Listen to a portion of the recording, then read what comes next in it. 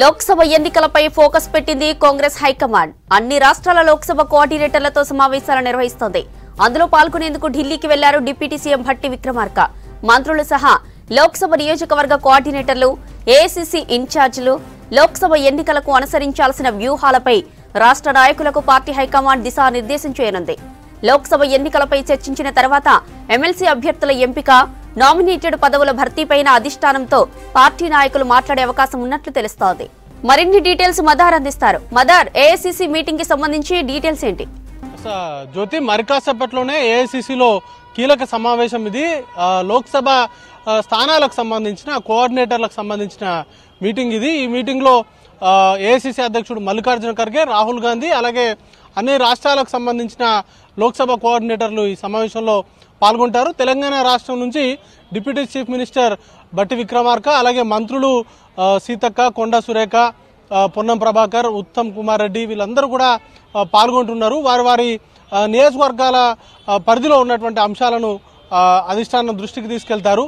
అయితే కీలకంగా పొత్తులకు సంబంధించి ఇప్పటికే ఒక కమిటీని కాంగ్రెస్ పార్టీ నియమించింది. రానున్నటువంటి రోజుల్లో ఇండియా కూటమిగా సార్వత్రిక ఎన్నికలను ఫేస్ చేయాలని చెప్పి దానికి సంబంధించిన ఏర్పాట్లు అనేది కూడా చేస్తున్నారు. రాష్ట్రాలకు సంబంధించి ఇప్పటికే కలిసి వచ్చేటువంటి భాగస్వామ్య పక్షాలకు సంబంధించి సీట్ షేరింగ్ కు సంబంధించిన చర్చలు ఓవైపు జరుగుతున్నాయి. మరోవైపు ఇంటర్నల్ గా కాంగ్రెస్ పార్టీకి సంబంధించిన నాయకులతోటి సమావేశాలు రోజు కూడా ఏర్పాటు చేసుకుంటున్నారు. నిన్న ఫ్రంట్ అండ్ ఆర్గనైజేషన్ కు సంబంధించిన నాయకులతోటి మల్లికార్జున ఖర్గే ప్రత్యేకంగా సమావేశమయ్యారు. ఇటీవల అన్ని రాష్ట్రాలకు సంబంధించిన పీసీసీలు అలాగే ముఖ్య నాయకులతో కూడా ఈ లోక్సభ ఎన్నికలను ఏ విధంగా ఎదుర్కోవాలి, వాటికి సంబంధించిన వ్యూహాలు ఏ విధంగా ఉండాలి, అలాగే ఏ అంశాలని ప్రజల్లోకి బలంగా తీసుకెళ్లాలి అనేటువంటి అంశాలపైన ఇప్పటికే ఒక దఫా చర్చలు నిర్వహించారు.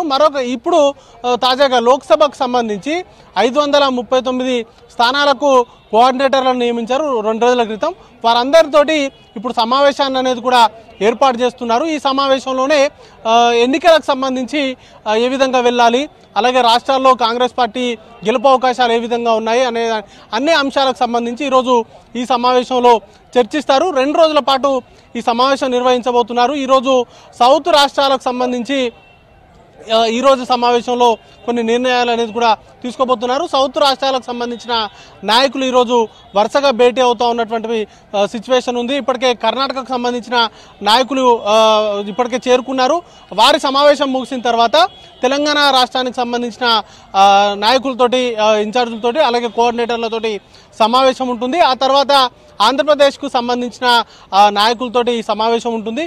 ఓవరాల్గా పొత్తుకు సంబంధించి ఏదైనా సీట్లకు కాంగ్రెస్ పార్టీ పోటీ చేసేటువంటి స్థానాల్లో అనుసరించాల్సినటువంటి వ్యూహాలు, పొత్తులో భాగంగా వేరే పార్టీలకు, ఇండియా కూటమిలో ఉన్నటువంటి పార్టీలకు ఇచ్చేటువంటి స్థానాల్లో అనుసరించాల్సినటువంటి వ్యూహాలపైన ఈరోజు కీలక చర్చ అనేది కూడా ఉండబోతుంది.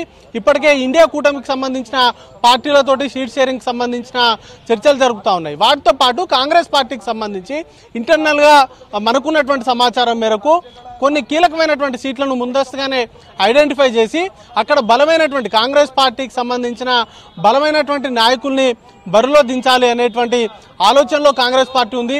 వెటరన్ లీడర్ నుంచి మొదలు పెట్టుకుంటే చాలా నేమ్ ఉన్నటువంటి నాయకులను ఈసారి బరిలో దించాలని కూడా భావిస్తూ ఉంది. గతంలో ముఖ్యమంత్రులుగా పనిచేసినటువంటి నాయకులు కావచ్చు, లేకపోతే సీనియర్ మంత్రులుగా పనిచేసినటువంటి నాయకులు పార్టీలో గతంలో ప్రభుత్వాల్లో, ముఖ్యంగా కాంగ్రెస్ పాలిత రాష్ట్రాల్లో గతంలో మంత్రులుగా, సీఎంలుగా వ్యవహరించినటువంటి నాయకులకు ఈసారి లోక్సభ ఎన్నికల్లో వారిని బరిలో దించాలని కూడా కాంగ్రెస్ పార్టీ భావిస్తూ ఉంది. ఆ నేపథ్యంలోనే ఇటు రాజస్థాన్ కావచ్చు, లేకపోతే ఛత్తీస్గఢ్ లాంటి రాష్ట్రాల్లో ఇప్పటికే అశోక్ గెహ్లాట్ కావచ్చు, భూపేష్ బఘేల్ వంటి నాయకులను ఈసారి లోక్సభ నియోజకవర్గాలకు పోటీ చేయించాలని భావిస్తున్నట్టు తెలుస్తూ ఉంది. వారితో పాటు ముఖ్యంగా కర్ణాటక, తెలంగాణ గెలుపు తోటి కొంత సౌత్ లో కూడా కాంగ్రెస్ పార్టీ బలపడింది. ఈ నేపథ్యంలోనే కొంతమంది మంత్రులతో కూడా లోక్సభ ఎన్నికల్లో పోటీ చేయించేటువంటి యోచన చేస్తున్నట్టుగా తెలుస్తోంది. దానిపైన క్లారిటీ అయితే రావాల్సి ఉంది. కాకపోతే ఈసారి మాత్రం ఖచ్చితంగా ఈ ఎన్నికల ఎన్నికలను అత్యంత ప్రతిష్టాత్మకంగా తీసుకున్నాయి. ఎలాంటి లోటుపాట్లు లేకుండా ఈసారి గెలవడమే లక్ష్యంగా కాంగ్రెస్ పార్టీకి సంబంధించిన నాయకులందరూ పనిచేయాలంటూ ఇప్పటికే దిశానిర్దేశం చేస్తూ ఉన్నారు. ఏ చిన్న అవకాశాన్ని కూడా ఇవ్వద్దు అనేటువంటి ఆలోచనలో కాంగ్రెస్ పార్టీకి సంబంధించిన నాయకులు ఉన్నారు. ఈ నేపథ్యంలోనే గడిచిన 10 ఏళ్లుగా బీజేపీ పార్టీ చేస్తున్నటువంటి ప్రజా వ్యతిరేక విధానాలను కావచ్చు, లేకపోతే ఇటు రాజ్యాంగబద్ధమైనటువంటి సంస్థలను ఏ విధంగా తమ జేబు సంస్థలుగా వాడుకుంటూ విపక్ష పార్టీలు ఉన్నటువంటి నేతలు ఉన్నటువంటి కీలక నేతలపైన ఏ విధంగా అయితే వారికి సంబంధించి వాటిపైన దాడులు చేస్తున్నారో వీటన్నిటిని కూడా ప్రజల్లోకి బలంగా తీసుకెళ్లాలని కాంగ్రెస్ పార్టీ భావిస్తా ఉంది. కాంగ్రెస్ పార్టీకి సంబంధించి విజయాలు ఏవైతే జాతీయ సంస్థల నెలకొల్పడంలో కాంగ్రెస్ పార్టీ చేసినటువంటి కృషిని ప్రజల్లోకి బలంగా తీసుకెళ్లాలి. కేవలం మతపరమైనటువంటి రాజకీయాలు చేస్తూ బీజేపీ పబ్బం గడుపుతుంది అనేటువంటి అంశాన్ని ప్రజల్లోకి తీసుకెళ్లాలని కూడా కాంగ్రెస్ పార్టీ భావిస్తా ఉంది. ఈ నేపథ్యంలోనే వరుసగా ఈ లోక్సభ నియోజకవర్గాల వారీగా ఇన్ఛార్జీలను వేశారు. ఇన్ఛార్జీలతో పాటు ఏఐసీసీ నుంచి కూడా ప్రత్యేకంగా వాటికి ఎప్పటికప్పుడు మానిటరింగ్ చేస్తా ఉన్నారు. వాటికి అన్నింటిపైన కూడా ఈరోజు ఈ సమావేశంలో చర్చించి భవిష్యత్ కార్యాచరణ ఏ విధంగా ఉండాలి, ఎలాంటి వ్యూహాలతోటి వెళ్లాలనే దానిపైన ఈరోజు నాయకులకు దిశానిర్దేశం చేసేటువంటి అవకాశం ఉంది. జ్యోతి.